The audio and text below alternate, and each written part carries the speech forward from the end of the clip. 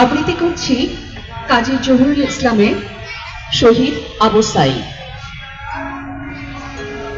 তার প্রসারিত দুই বাহু ছিল একটি উড়ন্ত পায়রার মতো, বুকে তার অসীম সাহস, ভালোবাসার বারুদে ঠাসা ছিল সেই বুক।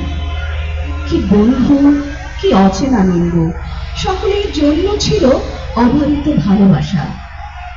সে ছিল একটি উজ্জ্বল প্রত্যাশা, একটি নতুন সকালের স্বপ্ন। তার ডান হাতে ছিল একটি প্রতীকী লাঠি।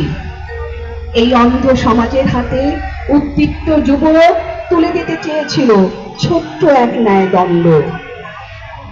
23 বসন্তে বেড়ে ওঠা ওর দীর্ঘ ঋজু দেহ পুলিশের গুলিতে তখনও লুটিয়ে পড়েনি। অনর দাঁড়িয়ে আছে ভূমি থেকে বর্ষার আকাশ অব্দি ব্যাপ্তি নিয়ে। নতুন প্রজন্মের এক বাংলাদেশ, উদ্বেল দুহাত প্রসারিত জল্লাদের প্রতি একটি নতুন সকালের যাত্রী হতে ডেকেছিল তাকে যে অলিন্দ ভোরের রক্তিম সূর্য। আর কিছুক্ষণ পর তারই বক্ষ ফুঁড়ে উঠে আসবে আকাশে। জল্লাদ পুলিশ তখনও বোঝেনি।